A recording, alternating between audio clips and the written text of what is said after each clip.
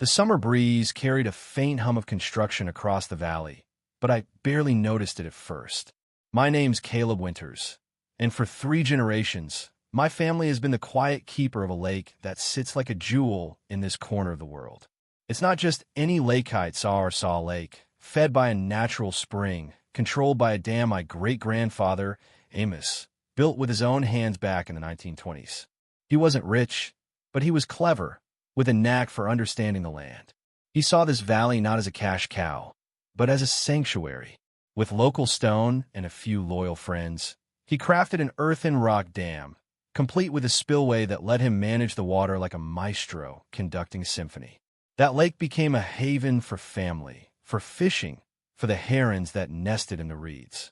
My grandfather, Eli, kept it pristine, passing its secrets to my dad, Jonah, who handed them down to me. The deeds were airtight, the water rights filed with every county office before most folks around here even had indoor plumbing. This lake, its bed, its shimmering surface eats mine, legally and in my bones. For decades, we kept the water just right high enough in summer for swimming and wildlife, lower in winter to handle snowmelt. Locals called it Old Amos's Lake with a kind of fondness, respecting its private nature. If a neighbor asked nicely to fish, we'd sometimes say yes as long as they followed the rules. Catch and release, leave no trace. It was peaceful, like the lake and the town nearby had an unspoken agreement to coexist.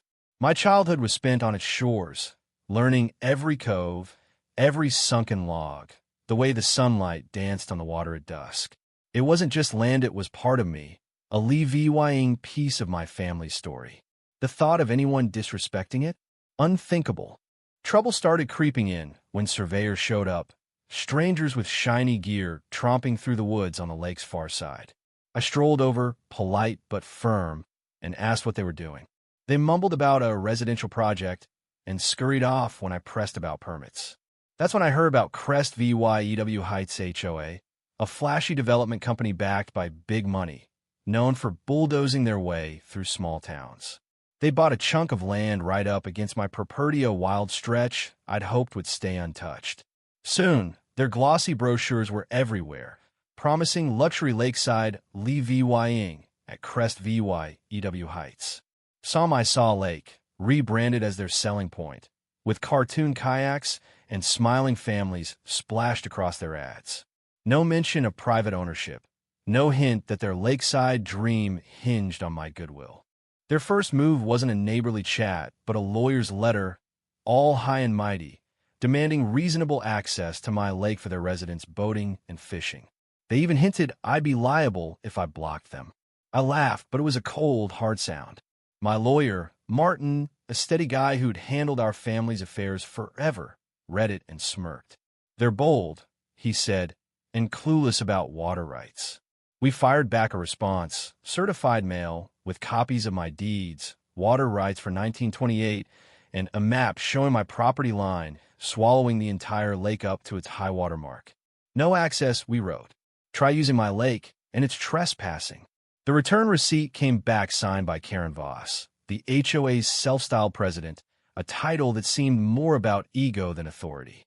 I thought that might settle it, but then the bulldozers rolled in.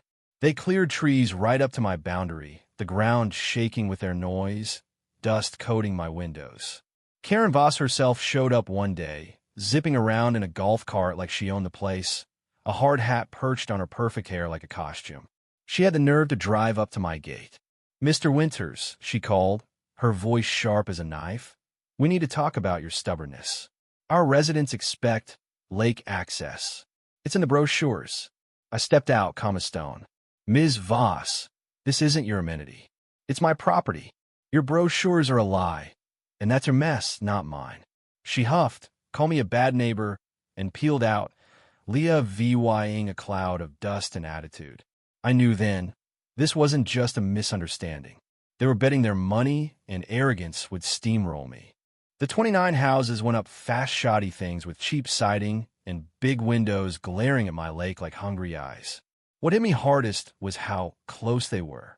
I dug out Amos's old survey maps and cross-checked them with county data. My stomach dropped.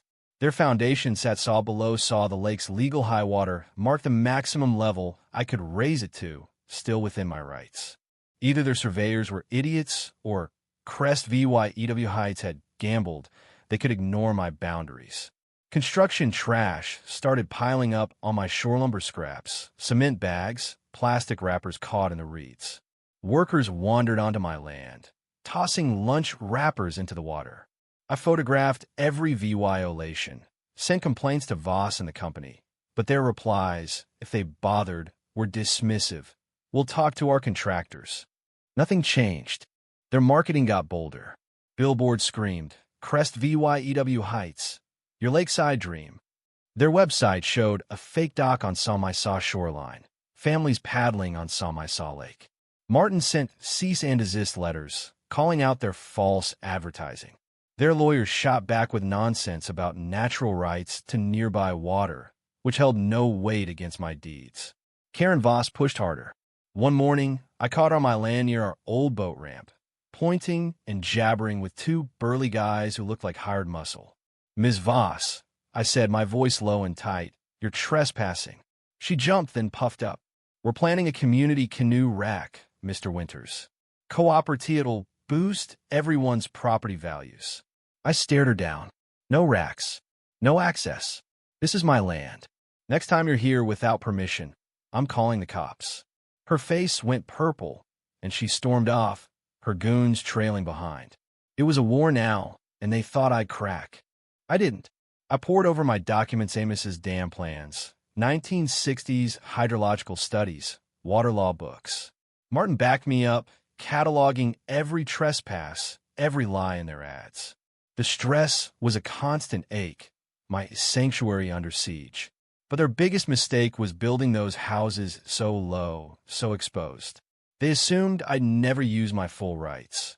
Maybe thought regulations or neighborly guilt would stop me. They didn't know I was done playing nice. The plan came together one night as I studied Amos's dam specs.